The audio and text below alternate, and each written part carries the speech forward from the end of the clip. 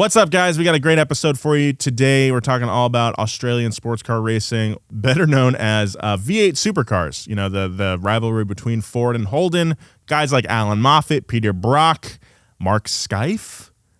So we're going to be talking all about that. You guys have been wanting this one for a long time, so it's very exciting to be able to do it right now. So enjoy. Thank you for watching. I think Honer is a trusted brand in the harmonica world. For sure. Definitely. And it's one of the only instruments you can play with your butt too. You could do that. Yeah. You can.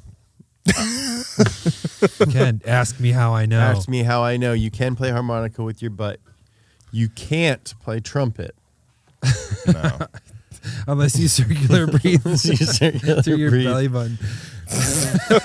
I can play guitar with my butt. Really? Mm-hmm. I have hemorrhoids.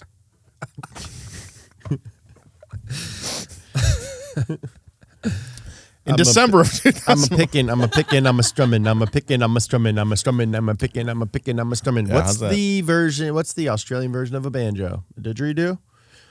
Wow, wow, wow, wow, wow. Maybe. Wow, wow, wow, wow, wow, wow, wow, wow. What I want to hear is Mongolian throat singing with didgeridoo. Ooh. Oh, yeah.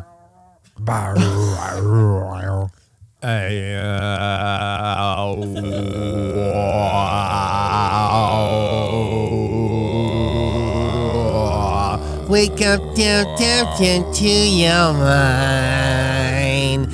Is it bumping? Is it dancing? That's actually a really good Beatles song. They've got I feel a few. like we had everything. They've got a few bops. The Beatles have a few bops. Wow, that's a big. They do. I'm growing up. You are. I'm growing up a little bit. I'm willing to admit. Yeah. I'm willing to admit the Beatles got a few bops. It's not always just black and white. It's not black and white. Rarely ever is. Here's the thing. Sometimes it's Sgt. Pepper's. Are the Beatles the best band ever? No. No. Is Tupac the best rapper? No. But they got some bops. Young Gravy is the best rapper. Young Gravy is the best rapper. I get more bops than the Beatles. He does. He does have more bops than us. He does have more bops than us. Jesus has more bops than us. Jesus, we've got more bops than Jesus. All right, should we get into it? Yeah. Let's do it. In December of 2001, Aussies across the continent were hit with earth-shattering news. Not anywhere near what we heard a couple months before. Holden Racing Team's golden boy, Craig Lowndes, was joining Ford's Blue Oval. Shockwaves rippled through the legions of loyal V8 Supercar racing fans. It was known that you were either Team Holden or Team Ford, and there was no switching sides.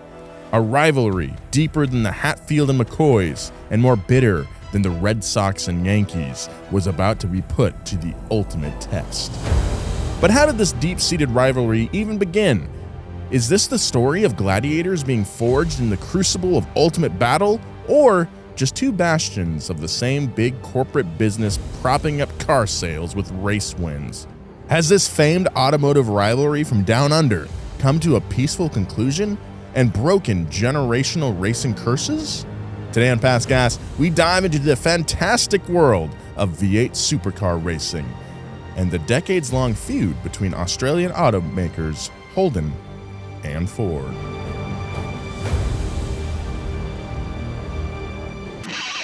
Past Gas Podcast. It's about cars, it's not about Fords. Big thank you to our sponsor this week, Turo. Turo is the world's largest car-sharing marketplace. With Turo, you can book any car you want, wherever you want it, from a community of local hosts across the US, UK, Canada, and Australia. Find your drive. Forget boring rental cars at Turo.com. Thank you, Turo. Big thanks to Indeed for sponsoring this episode of Past Gas. Start hiring now with a $75 sponsored job credit to upgrade your job post at Indeed.com/pastgas. Offer good for a limited time. Claim your $75 credit now at Indeed.com/pastgas. Indeed.com/pastgas. Terms and conditions apply. Need to hire? You need Indeed. You might be out there thinking, out there up in Radio Land, KCAR, the car. That's right. We're on radio. It's digital radio, guys. Freaking 1095. How you doing out there? 1095. It's digital radio. KCAR, the car. You might be out there in radio land thinking, Ford, that's an American company. It's not an Australian company. Well, guess what, pal? You're rightish. Yeah, but they make cars for Australia that we don't get. They make sick cars Yeah. for Australia that we don't get. Are you guys beholden to any of these companies? I mean, essentially, it's Chevy versus Ford. Yeah, Yeah, I'd probably be on Team Ford for this one. I think I'd have to be on Team Ford as well. Dude, I would. Okay, love And I'll that be that. leaves holding- just you, Joe. I'll be holding just okay. I mean, that means he wins because he's the underdog. That's not Dude, a hard and Ford fast rule. Falcon. I would love one of those Ford Falcons. It's With like a Barra engine, inline 6 in it. I don't Sure, know. yeah, That's the only totally. like Australian engine. and I my know. Shelley in the passenger seat. My Sheila. My Sheila. Sheila. My Sheila in the passenger seat, which is on the other side. It's over there. But it's normal for me. It's normal for me. I don't know why I'm even mentioning it. Maybe it's because you're a Yank. I'm a cowboy too. Ned Kelly, chick chick boom. Probably sort of a nuanced history that Ned Kelly has. Something I don't know. I bet a lot of people think he's a hero and a lot think he's a foe. I don't know. It's usually how these things go. All right. Welcome to Past Gas, everybody. Joined as my name is Nolan Sykes. I'm joined as always by my co-hosts, James Pumphrey. Crikey! Shall get over here? Oh, let me give you a big old smoocher on the docket. My Sheila. My Sheila Royley. And Joe Weber. People are going to hate these accents we do this whole time. We're committed. Gotta elongate your vowels. Gotta elongate your vowels. It's like you got bread stuck on the top of your mouth. What? Vegemite. Vegemite. Yeah, this week we're talking about V8 Supercar racing.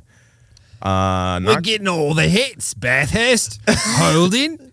Holden, Ford, I got a Ford Falcon. Oh no, it's a Holden. Better not let him pass. Exactly. That's the show today. That's it. Boomerang No, around this that is, corner, mate. Oh, okay. What can I didgeridoo you for? Yes, this is a episode you guys have been requesting for a long time. I think from a lot of Australian listeners, Yeah. because this is something that us Yanks don't really know a whole bunch about. We love our Yikes. V8s, but we don't know anything about this supercar racing. I know a little bit about it. We don't know. What do you know about nothing it, Joe? about it. Well, there's a fierce rivalry between Holden and Ford for a number of Yes, years. yes, there is. Some people were Team Holden, some people were Team Ford. Yep. But they both had V8s. And they were both super cars. That they are. Mm-hmm. So yeah, I mean, it's basically like Australia's version of NASCAR. They're not running on ovals though; they run on road courses. But very similar kind of methodology, right? But we're way closer to a street car, though, yeah? Pretty close, but still very tube chassis. Like underneath, they barely even resemble the cars we can buy. I feel like Jeremiah would be really good at V8 supercar racing. Maybe No, he's kind of wild with it. Yeah, he just got 4th place. low key, he's pretty wild with it. Yeah. Low key, but that's what you need when you're doing them V8 supercars. Got a swerver on the kangaroos. The last of the big V8s. But yeah, I think I don't think they have like any traction control or ABS. At least they didn't. Big heavy cars with brakes that aren't very good. Yeah. Much like American stock cars. Pretty tough cars to drive there. I have tried like a Bathurst V8 supercar race on the sim, and it's really hard to control. Yeah. It's pretty wily. Takes some skilled. It takes a real driver. It's slipperier than a Bangaroo cake farming. What? A That's Bangaroo. like AI. Write me an Australian joke. It's slicker than a Bangaroo cake farming. It certainly is. Hi, nice to meet you. Bangaroo Cake Foreman. That's my name, mate. That's Mr. Bangaroo Cake Foreman to you, Sheila. What's the Holden like SVT? I know this. Holden Special Vehicles? HSV. Yeah. They do the Commodore, super crazy like horsepower Commodore, 600 horsepower, something like that. The Commodore HSV, mate. Which is the Pontiac G8. Is that the same car? Mm-hmm. Okay. And the Chevy SS. Mm-hmm. That was another Holden. And you see people. Which, is named after the Nazi secret police. I don't know if it's named directly after them, but it certainly shares the same abbreviation. It does. And they came out with that moniker like not very long after. I know. Wait a minute. That's like if Chevy right now is like, all right, we're going to start calling our special team like the Bin Laden. Yeah. This is the Chevy Kekistan. I think someone did. I had a Camaro shirt in high school, unsurprisingly. That tracks. Yeah. But it said like SS on it. Yeah. And I remember now. Yeah. Someone made the same connection. And I was like. You didn't get it at the time? Yeah. No, I got it. I was like, it's a card thing. But now I'm like, I don't know. Yeah, it's weird, pretty close. Weird branding Yeah, decision. follow the money. Okay, let's get into this story now. For those of us on the other side of the hemisphere who may not be aware, Holden is a classic Australian car manufacturer, as synonymous with the continent as Vegemite and kangaroos. They look like men. Holden started as a saddlery business in 1856. Meaning they made saddles for horses. I made a video about Holden. Mm-hmm. One of you guys probably wrote it. I wrote it. Yeah, Joe wrote it. It's really good. Check it out on our YouTube channel. That's MrBeast.com. MrBeast.com on YouTube. Yeah. Get a grilled cheese. They were making saddles. And after the turn of the century, they started building car bodies for both Ford and General Motors. Because, you still had to, it was like coach building was still a thing. You could buy a chassis, but you still had to buy a body for the car. I wish it was still like that. You wish it was still like that? Yeah. Just adds like another thing I got to do. You got to pick a body. It kind of is still like that. A bunch of cars share the same chassis. They just put the body on for you. That's true. We just talked about the Lancer X Evo, or Lancer 10, is on the same platform as the Dodge Journey, the Dodge Avenger. That's insane. The Eclipse Cross, the Outlander. Yeah, the MQB platform. That's Golf, Jetta, Passat, Tiguan. Yeah. I guess you're right. A bunch of Mercedes. I could just pick a body. Macan, Audi Q8 shares the chassis with the Urus. It really is kind of the way things are still. Yeah. Now, give me my spaghetti and meatballs, cracker. What? All right. It means something different over there. Anyway, General Motors would later purchase Holden in 1931 and merge the business with their Australian car production arm. GM used this move to solidify their Aussie identity under the Holden name. In 1948, after World War II, Holden released the 48-215, or the FX, better known colloquially as the Holden. This was the first car built by Australians for Australians, to enormous success. However, it was the thrill of watching Australian touring car championship racing that drove Holden sales into the stratosphere in the decades to come.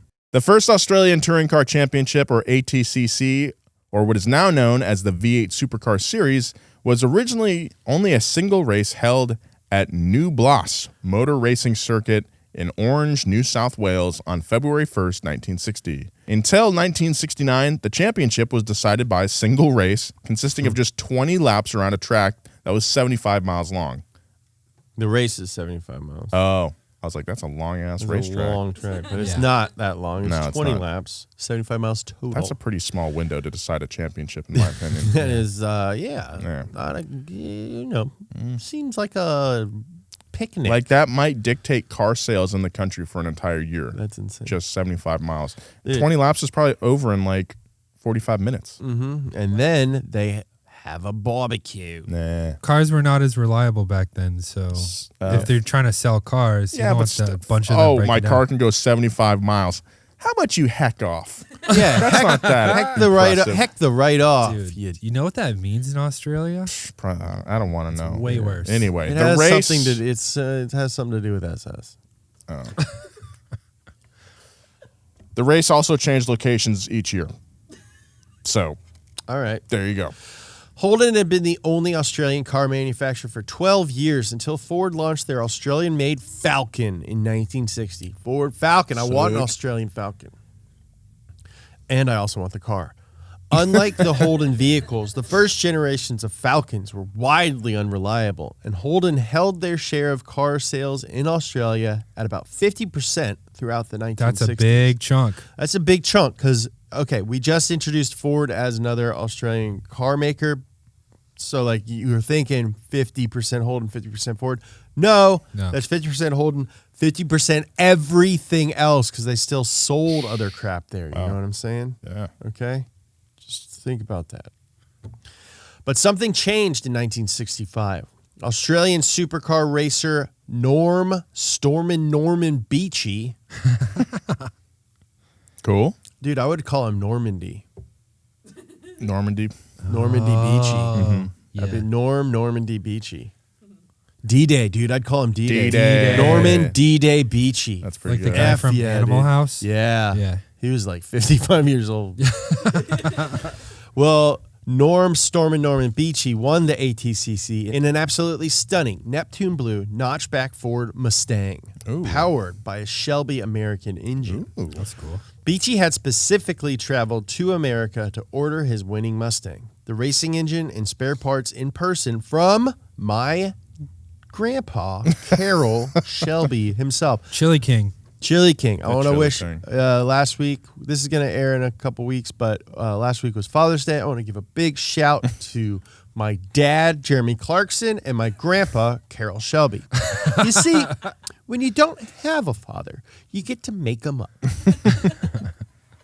While Beachy's Mustang was the first V8 to win the ATCC, it wouldn't be the last. Oh, thank God. I know, this would have been boring. The big, beefy American V8 powered Ford Mustangs would go on to win 5 consecutive ATCC titles from 1965 to 1969. Wow. Nice. That's a lot. That's all the years. That's almost every year. That's all of them. Australians were soon freaking clamoring for their own Mustang. Clams on the babby. Give me some Mustangs, mate. I don't want this crap. Give me a Mustang, you Sheila. But they were only available in the U.S. However, the Mustang shared the same platform as the Ford Falcon. We also made a video on one of them early Falcons. Yeah. Those things are sick. We shot that at the Motoring Club, which is a cool place for like car guys to hang out. It's like a workspace and do all kinds of little perks. That counts as a plug, guys. Hit me up and give me a free membership. Even though Holden was ahead of Ford, producing between 11,000 and 12,000 absolute units monthly during the same time period, the pressure to perform on the racetrack as well as the dealership began to take hold. The age-old adage, when on Sunday, boys on Monday day, has its origins in these early days of Australian supercar racing. And to illustrate that connection between car sales and race wins, we've got to talk about the Bathurst 500, founded the same year that the ATCC started. There, you finally get more miles. Finally. You said Finally, 75 is not a much. 75 miles is a wimpy little race. It's not enough, Yeah. Joe. Dude, now they spend way more than 75 miles under safety car. Under yellow flag. Wow. In the 60s, a consumer could quite literally drive out of the dealership with a car that at the very least looked exactly like the car that had won the Great Race the previous weekend. You see the great race? The Great Race. You see the Great Race? As the race had specifically been restricted to stock standard production cars prior to 1973. Conquering the Mount Panorama course also provided reliability and notoriety, something Ford proved. Conquering the Mount Panorama course also proved reliability and notoriety, something Ford was slowly chipping away at in the Australian car market. For context, in 1967, a Ford Falcon GT won at Bathurst, but the following 2 years, a Holden Monero cinched the win. Australian racing changed again in 1969 when, for the first time ever, the ATCC was held as a series of heats instead of a single race and included the Bathurst 500. So they're finally adding more races Yeah. to the season instead Makes of the sense. weird 75-mile Yeah, race. they're like, and we're done. they're And then like- we're not going to race for the next year. yeah, they're like, listen, sometimes people have a bad day. Sometimes their Sheila don't make his eggs right. But we want to sell cars. Well, I also imagine that if you won that year, like, you are happy that it's only one race because you can claim to be the champion the whole time. And then if you lose, you're not so happy about it. And it probably changed, your opinion probably changed every year, Yeah. depending on who won. Then the very next year, Norm, Storm and Norman, D-Day Beachy took the 1970 title in a Holden Monaro. It was the first ATCC title won by a driver in a Holden car. This win ushered in a new era of competition between Ford and Holden with an arms race-esque urgency to one-up each other on the track. You see this a Oh, lot so- in motorsport. A lot of just two companies battling it out. Right Well, now it's You're describing racing. one tries to be faster than the other. Sometimes that one wins. See Well, this a lot okay, in so I was totally racing. wrong. They It's just start like- at the start line and they finish the finish If line. you're And Ford, whoever comes in first at the end is the winner. They chug yogurt in Australia. they chug a big old sloppy bucket of yogurt. Kangaroo yogurt. Kangaroo Ruget. God. Yeah, that's what Dunkaroos are. Is it brown? That's what it's like. Kangaroo Oh. yogurt. Okay.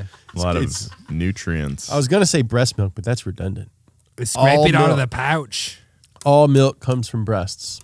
Thank you for the clarification, James. I've got yogurt, Greg. You want to milk me? I've got yogurt, Greg. You want to milk me? I'm a Dunkaroo. I'm a Dunkaroo, Greg. And the little pretzel sticks are supposed to be nipples. Yeah, Like they're really nipples. long nipples. Yeah, the cookies are nipples. Great. That's what a Dunkaroo. Dunkaroos. ruined That's why you have to be Dunkaroos for 18 me. to buy Dunkaroos. I remember I used to hang out outside of the convenience store and ask homeless guys to buy me and my friends Dunkaroos. Yeah.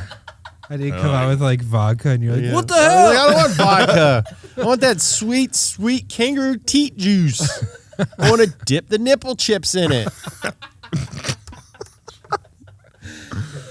This episode is brought to you by Dunkaroos, Dunkaroos. proud sponsor of. We need an Past I Guest. statement. What's your I statement? I think if you're looking for a great snack option, Dunkaroos are a great option. They got a little something for everybody. I And they love don't hurt your credit. They don't.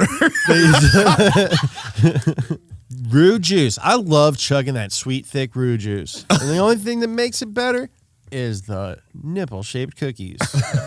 Dunkaroos, get in the pouch. It doesn't hurt your credit. Get in the pouch. Get in the pouch. They're not bad for you. If after 90 days you don't like your Dunkaroos experience, Dunkaroos. you can Are return those them for jeans made out of Yeah. cookies? Jeans made out of kangaroos. Dunkaroos. Get in the pouch. This episode is brought to you by BetterHelp. How much time do you spend on yourself in a given week?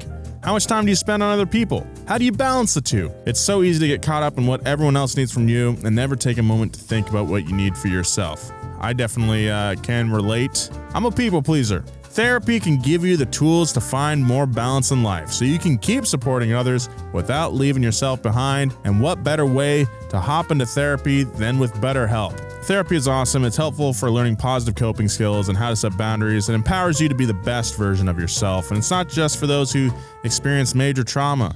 Now you can get it with a service as easy to use as BetterHelp. If you're thinking about starting therapy, give BetterHelp a try. It's entirely online. It's designed to be convenient, flexible, and suitable for your schedule. All you got to do is fill out a brief questionnaire to get matched with a licensed therapist, and you can switch therapists anytime for no additional charge. Find more balance with BetterHelp. Visit betterhelp.com/pastgas today to get 10% off your first month.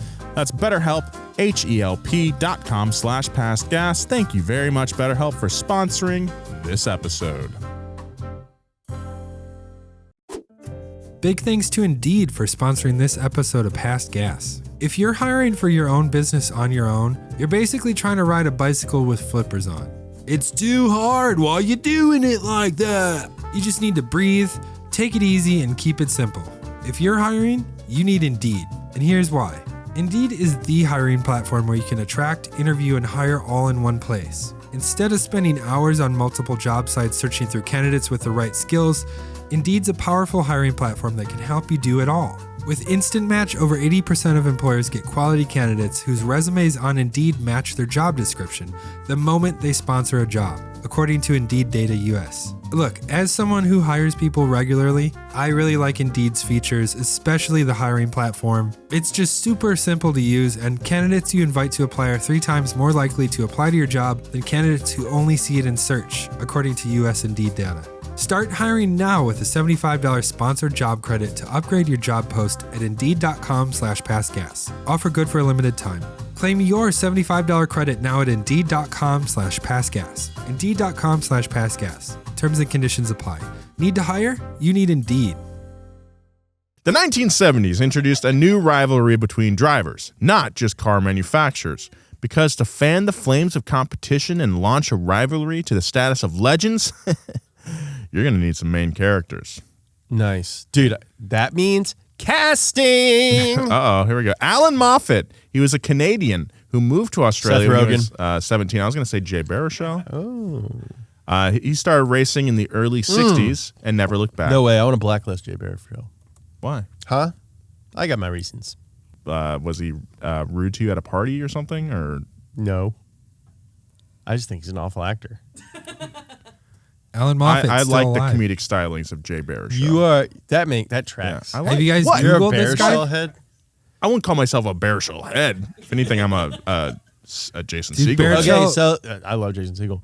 We should. All right, so we're gonna cast this movie. Okay. All right, but we're only gonna use the early 2000s Judd Apatow crew. Oh, okay. Yeah, Okay, I'm talking Jonah Hill's still on the table, Yeah. definitely. but they're them now. Oscar nom Jonah Hill Yeah. Okay. is up. Cool. He's just an option. He hasn't been cast yet. No. Right. Because Alan Moffat looks He is does executive not look producer. like Baruchel at all. What's he look like? He looks like maybe Zahn could play him. Okay, I'll open it up. Oh. He's got kind of, like a wider face. He looks like the guy from the Australian duo, satirical music duo. Oh, you're Sav- talking about Jermaine Clement? Yeah, He could definitely play him. he's a Jermaine. Oh, Clement. but yeah, definitely. Yep. Yeah. Yep. He's already got the accent. Yeah. It's Or the guy from American Horror Story who played Dahmer, Evan Peters. Yeah. I met him at that like stock car driving experience. Lucky. Over at Fontana. Lucky. He was just like kind of standing there by himself. like Dahmer. Oh, He was probably getting ready. training. Yeah. I saw an interview Years in with him. He advance. said he started 6 months before Whoa. and he would walk without moving his arms and stuff. That guy's method. Wow. Yeah, and not in the annoying Jared Leto way. But in like the cool Jeffrey Dahmer way. The cool Jeffrey Dahmer way. Okay, so sorry. Jeffrey he moved to Dahmer. Australia when he was 17. Started racing in the 60s. Never looked back. In Alan Moffat's early years, he had spent some time in America driving Mustangs for Carroll Shelby in the Trans Am Racing Series, which is perhaps when his allegiance to the Blue Oval first started. Moffat raced Mustangs in the ATCC between 65 and 69, but these modified muscle car beasts were not allowed at the Bathurst race, called the Hardy Ferodo 500 at the time. Howdy, Ferodo. Howdy, Ferodo. In 1969, Moffat made his Bathurst 500 debut at age 30 in a Ford Falcon with the Ford Works team. Unfortunately for Moffat and Ford, they placed fourth due to reliability issues.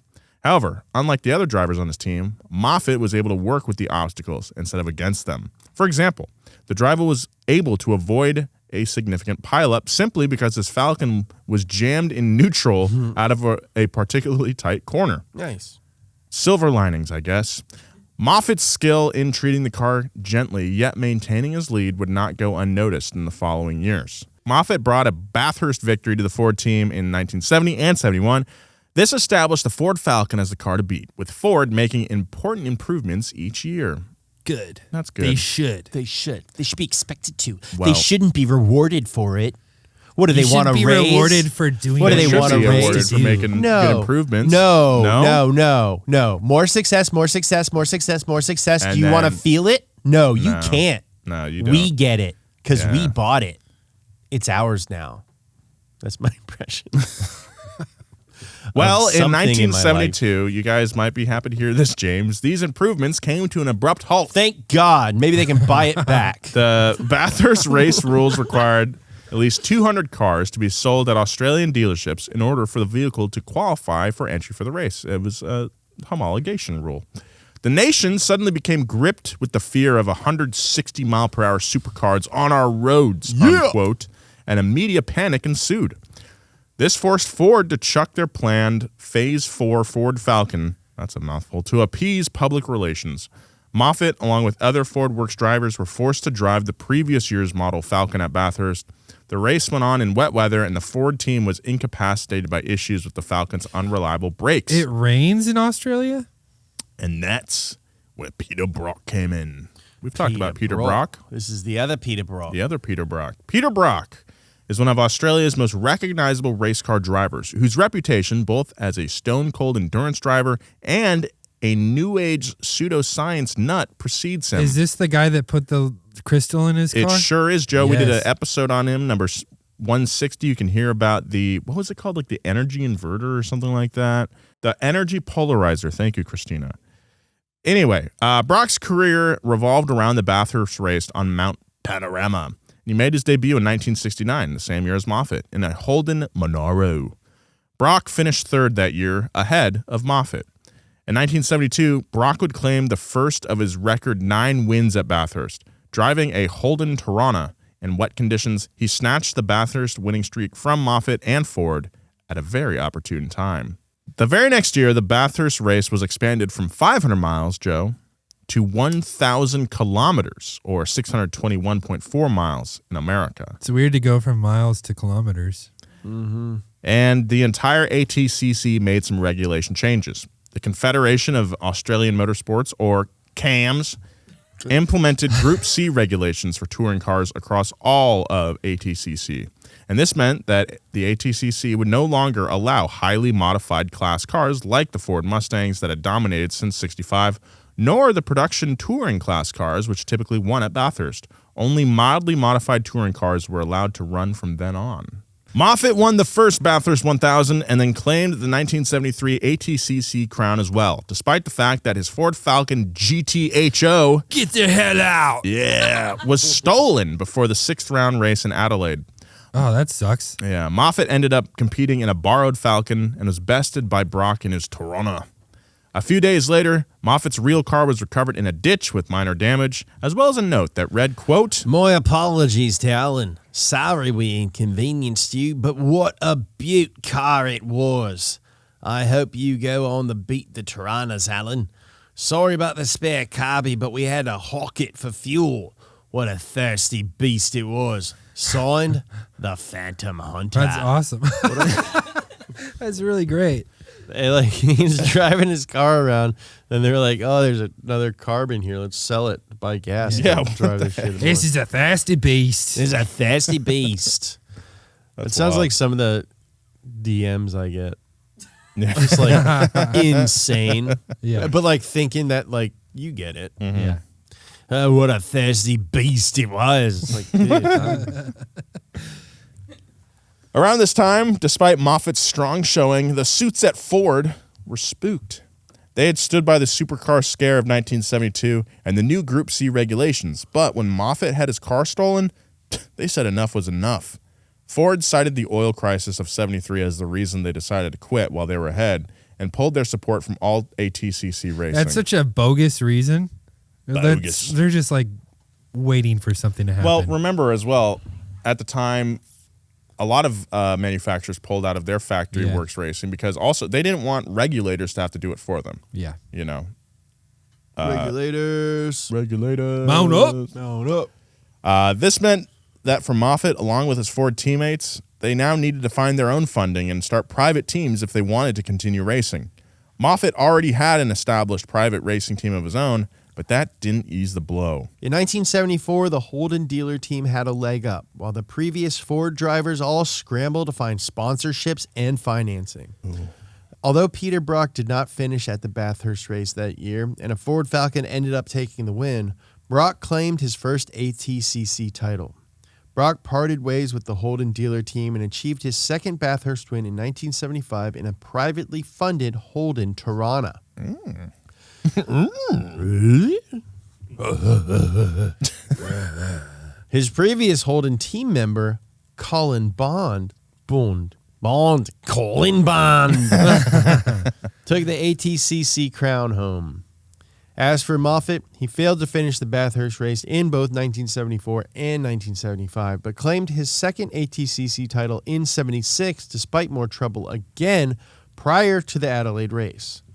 Moffitt's XB Falcon burned in a transporter fire. Whoa. So Moffitt again had to borrow a fellow racer's ride for 2 rounds of the ATCC. Bad luck, Moffitt. Yeah.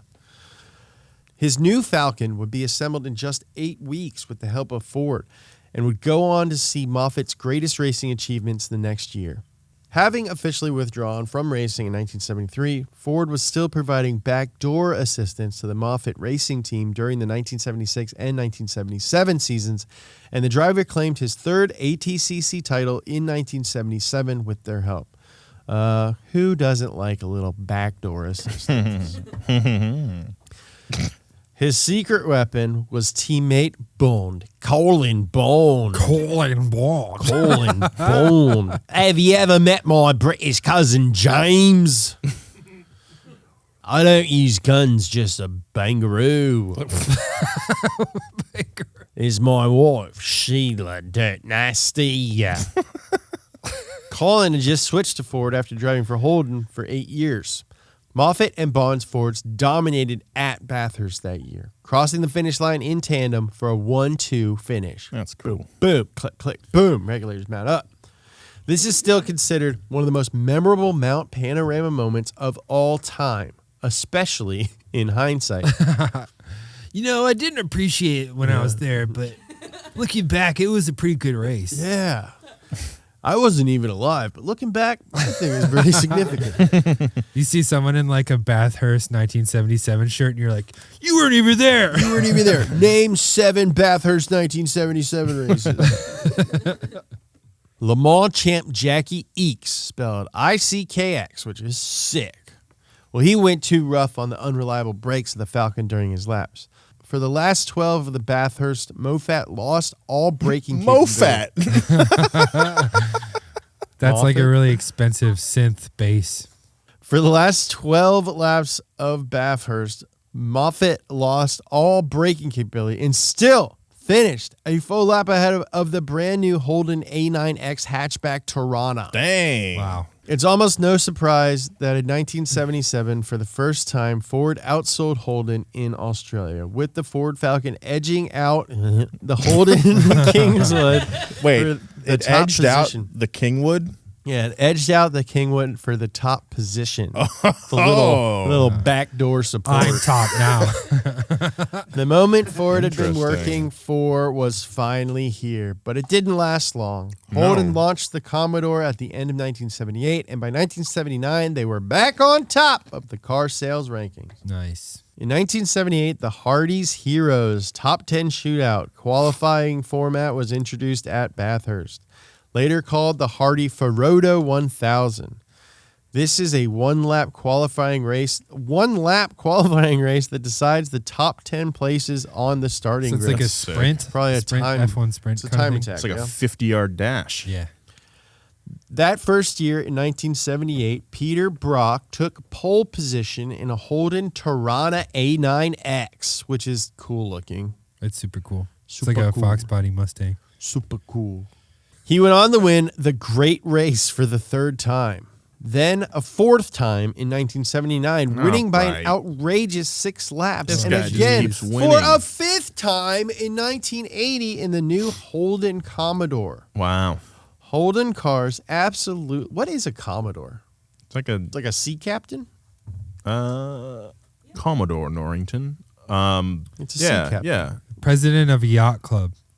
Well, Isn't it that's like a nobody new one. That's when like rich guys want to sound Captains who commanded cool. or had commanded squadrons or divisions. Ooh, man. Commodore Pumphrey, we've got a problem in the engine room. I said, get the hell out of here. Don't come at me unless we can see the whites in their eyes. We're on a ship. We can't see nothing. Was Captain Crunch a Commodore? I think it's just a captain. So he doesn't have a squadron? I don't Lone think so. ship, that one. Just a lone ship, yeah. Commodore Crunch. Oh, Mom got Commodore Crunch again. It tastes like Chip cardboard. my It tooth. would be Commodore Crisp. Commodore Crisp. Commodore Chris. Yeah, Commodore Yeah. Crisp. I will say, though, the Marshmallow Mateys were better than Lucky Charms. I'll Yeah? say. Yeah. You convinced yourself of that. That's not true. Yeah, maybe I did. I had some Commodore Crisp and some Shasta this morning, and I'm not feeling great. I'm not kidding. I gotta quit drinking Shasta in the morning. Commodore Crisp. I had a headache, so I took some Ald-Twill.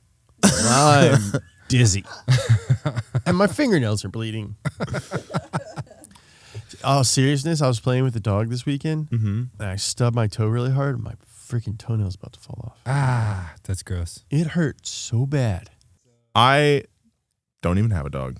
You have 2 cats, huh? I love them so much. That's almost a dog. Weight-wise? Weight-wise? They're bigger than... Weight-wise? Someone, yeah, How much does a cat weigh? like 10 pounds at 10 least. pounds, 20 pounds. That's what's a 20-pound dog? What's a 20-pound dog? Well, I mean, we saw that... Oh, you guys weren't there If for that. you know of any 20-pound dogs, please send a I know. picture to passgas@donamedia.com. Please do. I'd love to see your dog. We'd love to. Only 20 pounds. 30-pound dogs, get out of here. 10-pound dogs, get out of here. Maybe next week, maybe the week after. But this week, all I want to see is 20-pound dogs. And Send them to Mrs. Harry Styles. yeah, Mrs. Harry Styles at gmail.com or passgas@donamedia.com. Big thank you to our sponsor this week, Turo. Turo is the world's largest car sharing marketplace. With Turo, you can book any car you want, wherever you want it, from a community of local hosts. Browse a huge selection of vehicles for just about any occasion or budget across the US, UK, Canada, and Australia. You can book a spacious SUV or minivan for a family road trip. You can get a classic or luxury car for a special event, birthday, or holiday. I was in Texas a couple years ago. I rented a Jeep Wrangler. It was awesome. It was a 2-door. It had a 6-speed manual transmission. It was great. Then when I was in Seattle, I needed something that could keep me out of the rain. I rented a Toyota Camry with Turo, and it was also awesome. I loved that thing. Find affordable economy cars if you're on a budget and just need to get from A to B. Or you know what? You can test drive that new electric vehicle you've had your eye on to see how it fits in your everyday life. Many Turo hosts can even deliver the car right to you. Every trip is backed by liability insurance. Terms, conditions, and exclusions apply. Find your drive. Forget boring rental cars at Turo.com. Although the rivalry between Moffitt and Brock on the track was bitter, it turns out they were great friends outside the racing circuit. Moffitt later recalled, "Peter and I were very friendly. We were both mutually respective of each other. Behind the scenes, we were best of mates. It made us both better drivers because it pushed us to compete hard. And we very rarely touched each other on the track. But off the track. You bet your bottom dollar we was touching, mate. You betcha bangaroo we were twiddling. We was twiddling till the sun went up." Dick Johnson, come on. Yeah. In 1980, Dick Johnson appeared on the scene. There's nothing funny about that. No. Though he raced Holden cars until 1977, he jumped ship to Ford. Then, while leading the race at Bathurst, 17 laps in, tragedy struck. Johnson drove over a rock and completely wrecked his self-funded Ford Falcon. He called for help on national TV, quote, crying like a baby. And it worked. Australian racing fans quickly began making donations, and Edsel Ford II personally wrote to Johnson, Dick Johnson, promising that Ford would match the donations dollar for dollar, and they delivered. Ford matched the $78,000 raised for a total of $156,000 to get Johnson back on the track. Was this all during the race? No. to get Johnson back on the track, solidifying his now legendary partnership with Ford. Dick Johnson gloriously returned to racing in 1981 with his new, iconic, true blue Ford Falcon XD. It's smiling. He finished the season with a win at Bathurst and an Australian Touring Car Championship. I would daily this thing. Yeah, this is sick. It looks like a Fox body Mustang boned a Volvo 740. Yeah, this is dope. I follow a guy on Instagram that is building one of these. It's built already, but he has a turbocharged Barra inline six in it. And Will you send me his Instagram? Yeah. Dude, I'll follow that too. Yeah. Dick Johnson's run was short-lived, however. From 1982 until 84, Holden's Peter Brock and co-driver Larry Perkins would monopolize Bathurst. 1984 also marked the last of the big bangers. Last of the big V8s. This marketing ploy was used to celebrate the end of Group C regulations for ATCC. Nice. The championship series shifted to Group A rules for the 1985 season. Nice. This Group A rule change brought ATCC in line with the rest of the racing world. You know, every time you go on the 105, there's people put up no ice. Mm-hmm. You know, like they're against ice. Yeah. But it says noise. Nice. That's just like this rule change. Yeah. Now cars from outside Australia could participate in making it harder and harder for the locally produced Holden to compete.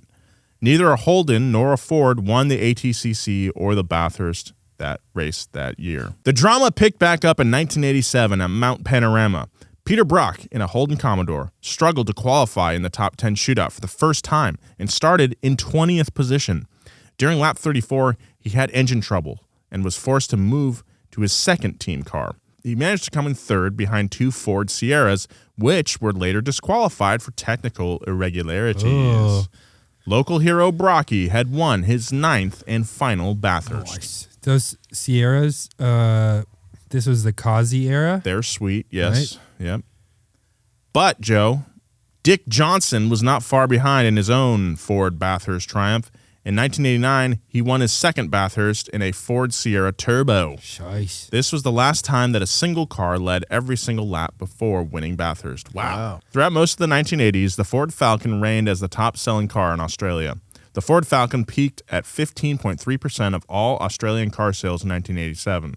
But the Holden Commodore began to creep its way back to the number one spot in the hearts, minds, and wallets of Australians throughout the next decade. 15% for one car is a lot of market share. That's a lot, yeah. The 1990s brought yet another regulation change. In 1993, when my Sheila was born, the ATCC adopted a framework of rules that later led to the V8 Supercar category. Perhaps because seeing European cars winning on Australian soil was not entertaining for Australians, or maybe Australians just love winged 5-liter V8 powered Holden Commodores and Ford Falcons. Either way, the new rules essentially excluded all other cars. What? That's kind of, I don't know how I feel about that. Right. Between 1993 and 1997, Ford and Holden traded off winning the ATCC title with different drivers. There was also a new generation of drivers, including Mark Skife and Craig Lowndes. Rhymes with clowns. Clowns. Who both drove for the newly created official Holden Racing Team, HRT. Nice. Scaife grabbed the ATCC title in 1994, which was a first for Holden since Peter Brock's 1980 win. Wow. Craig Lowndes, a rookie phenomenon, burst out of the gate in 1996. That year, he won the opening race at Eastern Creek, the Sandown 500, and the Bathurst 1000, and thus the 1994 ATCC title. Although they raced for the same team, Lowndes and Scaife's rivalry pitted them against each other on countless occasions. Writer Stefan Bartholomew has later described it as such. Their styles in their car matched their demeanor out of it. Scaife, a considered craftsman, and Lowndes, the flamboyant natural talent. Craig Lowndes also had a leg up elsewhere. His family had been close with Peter Brock since childhood. Lowndes' dad worked as a mechanic on the Holden dealer team in the 1960s, so Brocky himself showed Craig the ropes and took him on a drive of the Mount Panorama course in 1994. Wow. Check out these ropes. Check out these ropes. The two remained close for the rest of Brock's life. In In 1997, the V8 Supercar rebrand of the ATCC signaled the start of a new era of racing. As if to usher it in, Peter Brock retired from racing that very year. Wow. Oh, not super anymore. Well, I mean, that was around the time that he had the energy thing in his car, and he wasn't doing very well. I'm going to quit racing and focus on these crystals. I think I might open a shop in Los Feliz. It has about 6 things in it, and it's got crystals, and it's got a salt lamp. As we mentioned in the opening, Craig Lowndes sent shockwaves through the Australian racing world when he jumped from Holden to Ford in 2001. Lowndes had his reasons, including conflict with HRT management and his rivalry with teammate Mark Skaife. Ford also likely offered him a lot more money than Holden was able to. Ford believed that backing Lowndes, a technical underdog who still managed to win a lot, would work wonders with their car sales, just as their backing of Dick Johnson did just 2 decades prior. But this didn't pan out. Lowndes joined the Gibson Motorsport team only to finish the 2001 season in 11th place, which was not the result Ford had hoped for.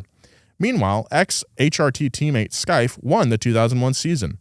The next year, the Gibson Motorsport team was rebranded as 00 Motorsport, Aught, in honor of Lowndes' racing number, but that didn't help the outcome of the season either. Lowndes finished in 7th place and left the team altogether.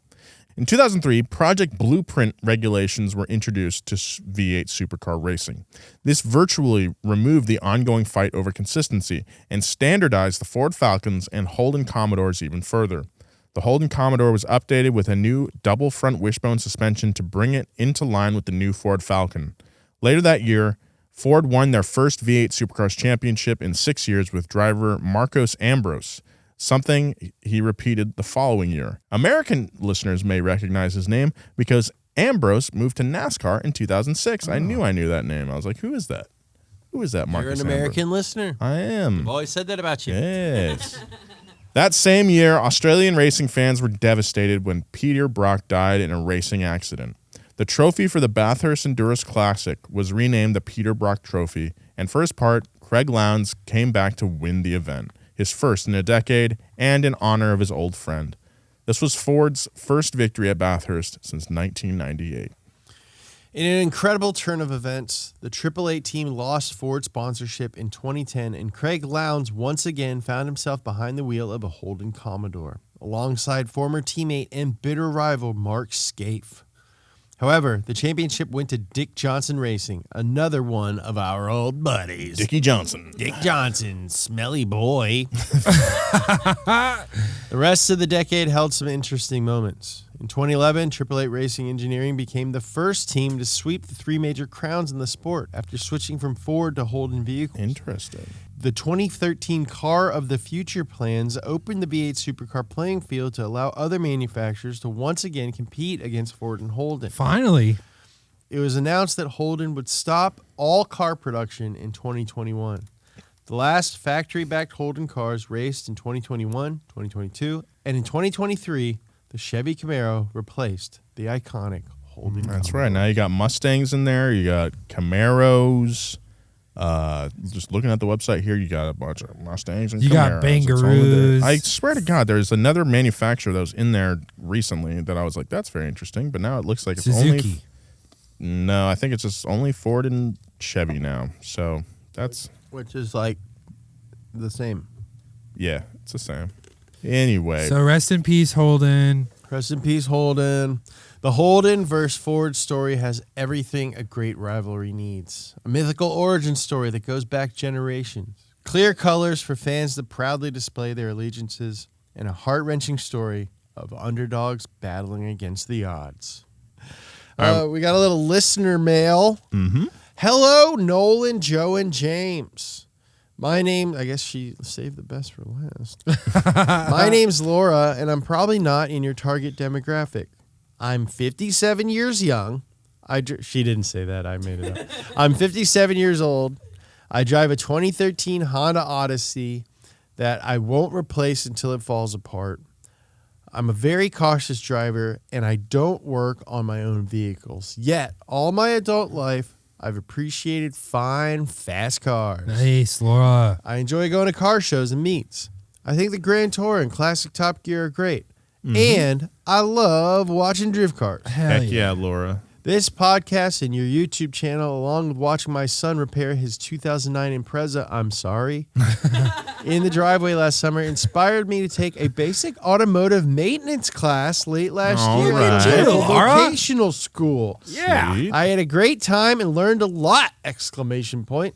I changed a tire for the first time ever, which Nice. might not seem like a big deal to experienced wrenchers like you, but for me, it was a triumph. Hell yeah, Laura. That's awesome. I learned how to do a basic brake job, Nice. how to change my oil and cabin air filter, Nice. and how to replace a hood latch. That's great. I'll still be bringing the Odyssey to the shop for big repairs, but when it needs minor fixes, I'll have the confidence to do it on my own. Hell yeah, Laura. That's great.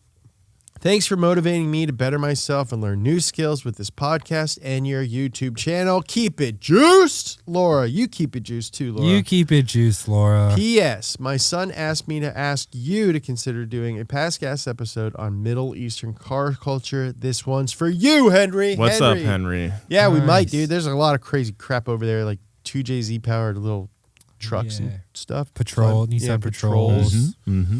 Oh, thank you, Laura, for your email. Dude, we love You sound it. awesome, Gonna Laura. You save are a lot of money. Not going to get ripped off at Jiffy Lube anymore. So Whoa, that's great. hey, what did Jiffy Lube ever Wow. Well, she should have gone on to do to you? Valve. She should have gone to Valvoline. Well, that's what I'm saying. Should have gone to That's what I'm Valvoline. saying. Because Valvoline never rips you off. And it was Which America's reminds me, first- Dunkaroos, reminds best cracker cookie chocolate dip out there. Get that thick roux juice. All right. If you'd like to get in touch with us, hit us up at passgas@donutmeated.com. We'll maybe read your email on the air. You could be like Laura and hear yourself on the air. So That wasn't her, man. That was me. oh man. What? All right. Follow Joe at Joe G. Weber. Follow James at James Pumphrey. Follow me at Nolan J. Sykes. Thank you to our producers once again every week, Christina Felsky and Gavin Kinzel, and our writer this week, Alice Pye. Thank you.